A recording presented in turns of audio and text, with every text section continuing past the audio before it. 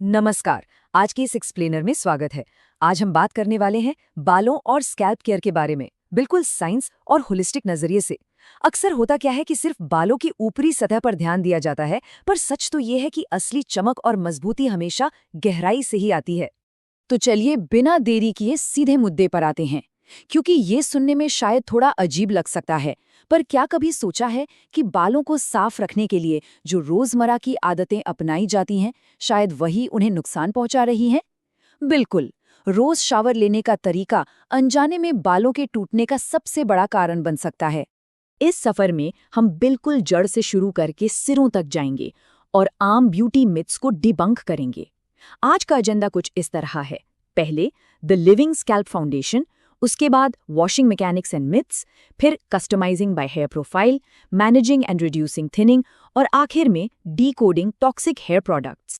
तो शुरुआत करते हैं पहले हिस्से से, यानी the living scalp foundation, treating the root of the problem.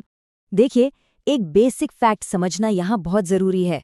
बाल खुद डेड स्किन सेल से बने होते हैं, लेकिन जो स्कैल्प है वो जीवित है और इसीलिए उसे एक खास स्किन केयर की जरूरत होती है। हफ्ते में 1 या 2 बार एक्सफोलिएट करना, यानी डेड स्किन, एक्स्ट्रा ऑयल और डैंड्रफ को हटाना बहुत मायने रखता है। इससे होता क्या है कि स्कैल्प घबरा कर बेहिसाब ऑयल प्रोड्यूस नहीं करता और हेयर फॉलिकल्स को आराम से सांस लेने की जगह मिल जाती है। अब एक्सफोलिएशन 2 तरीके का होता है।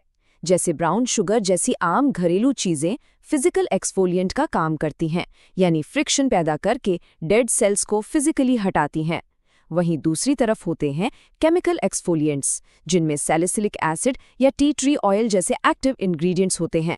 ये बिना किसी रगड़ के स्किन के बॉन्ड्स को ढीला करके स्कैल्प को बिल्कुल जेंटली रिफ्रेश कर देते हैं। आगे बढ़ते हैं अपने दूसरे हिस्से पर, washing mechanics and myths, rethinking the shower routine. खासकर सीधे या हल्के वेवी बालों के मामले में गीले बाल बेहद कमजोर होते हैं और एकदम आसानी से टूट सकते हैं। तो रूल नंबर 1, शावर से पहले सूखे बालों को सुलझाना बहुत जरूरी है। उसके बाद शैम्पू को सीधे बालों पर लगाने के बजाय हथेलियों में अच्छी तरह रगड़कर इमल्सिफाई करना चाहिए। और हाँ, इसको सिर्फ स्कैल्प और जड़ों पर लगाना है। लंबाई पर शैम्पू रगड़ने से सिर्फ नुकसान ही होता है। इसका लॉजिक बिल्कुल सिंपल है। शैम्पू सिर्फ स्कैल्प के लिए बनाया गया है ताकि वहां जमा हुआ ऑयल और डर्ट साफ हो सके, और कंडीशनर वो सिर्फ बालों के निचले हिस्से यानी एंड्स के लिए होता है। अगर कंडीशनर भूल से भी जड़ों में लगाया तो वो स्कैल्प को बेहद भारी और चिपचिपा बना देगा। ये एक ऐसी गलती है जो अक्सर अनजाने में हो जाती है। और अगर डैंड्रफ की समस्या चल रही है तो डर्मेटोलॉजिस्ट की एक बड़ी अहम सलाह होती है। मेडिकेटेड शैम्पू को स्कैल्प पर कम से कम 2 से 5 मिनट तक जरूर लगा रहने देना चाहिए। ऐसा करने से उन एक्टिव इंग्रेडिएंट्स को अपना काम करने का और इन्फ्लेमेशन यानी सूजन को असल में कम करने का पूरा वक्त मिलता है। तुरंत धो लेने से दवा अपना असर दिखाई ही नहीं पाती। चलिए अब बढ़ते हैं तीसरे हिस्से की तरफ, customising by hair profile, the Ayurvedic approach. आयुर्वेद का नजरिया यहाँ बड़ा दिलचस्प है।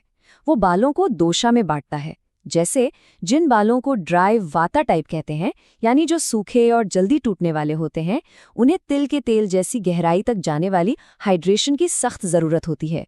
वहीं कफा दोषा वाले भारी और ऑयली बालों को नीम और नींबू जैसे रेगुलर क्लैरिफाइंग ट्रीटमेंट्स चाहिए होते हैं ताकि ऑयल हमेशा कंट्रोल में रहे।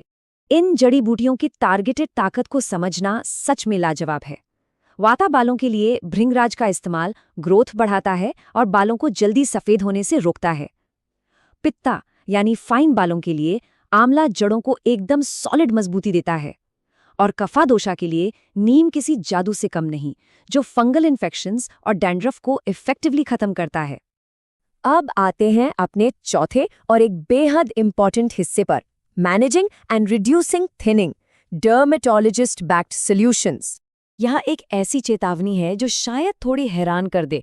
अमेरिकन एकेडमी ऑफ डर्मेटोलॉजी का कहना है कि बाल उगाने के लिए सप्लीमेंट्स लेना बड़ा आसान रास्ता लगता है, लेकिन विटामिन ए, विटामिन ई और सेलेनियम जैसे न्यूट्रिएंट्स की हद से ज्यादा मात्रा असल में हेयर लॉस को फायदे की बजाय और ज्यादा बढ़ा सकती है ना हैरानी की बात? इसीलिए सबसे अहम बात है बालों पर होने वाले फिजिकल ट्रॉमा को कम करना। मतलब अगर बाल पहले से कमजोर हैं तो हॉट ऑयल ट्रीटमेंट्स जैसी चीजों से बचना ही बेहतर है। और वो जो कसकर बंधे जाने वाले टाइट बन्स या ब्रेड्स होते हैं ना, उनसे ट्रैक्शन एलोपेशिया का बड़ा खतरा रहता है। हीट स्टाइलिंग को सबसे लोएस्ट सेटिंग पर रखना और ब्रश करते वक्त बिल्कुल हल्के हाथ का इस्तेमाल करना टूटने से बचने के लिए बहुत जरूरी है। एक और छोटी पर बहुत असरदार टिप ये है कि नॉर्मल कॉटन टॉवल की जगह माइक्रोफाइबर टॉवल का इस्तेमाल शुरू किया जाए। माइक्रोफाइबर टॉवल से बाल जल्दी सूखते हैं और वो खुरदरा फ्रिक्शन पैदा नहीं होता जिससे स्प्लिट एंड्स बनते हैं। ये छोटी सी आदत बालों की सेहत में एक मैसिव डिफरेंस ला सकती है। और अब पहुंचते हैं अपने 5वें और आखिरी हिस्से पर, decoding toxic hair products, reading the label. सच तो ये है कि रोजमर्रा के प्रोडक्ट्स में कई खतरे छुपे होते हैं, जैसे सल्फेट्स। ये बालों के नेचुरल ऑयल्स को पूरी तरह छीन लेते हैं, जिससे बाल ड्राई होकर टूटने लगते हैं। पैराबेन्स हार्मोन्स में गड़बड़ी पैदा कर सकते हैं।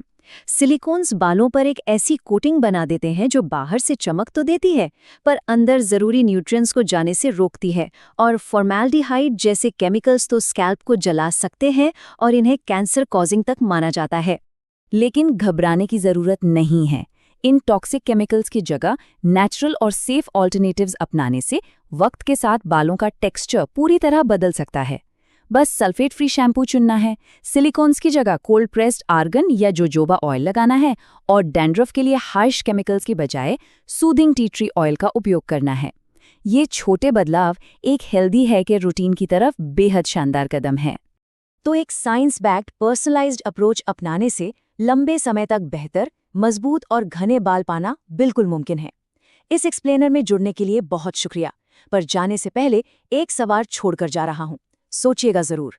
जब बाल खुद सिर्फ डेड सेल्स हैं, तो क्या अब वक्त नहीं आ गया कि उस जीवित स्कैल्प की ठीक से देखभाल शुरू की जाए जो असल में इन बालों को बनाता है?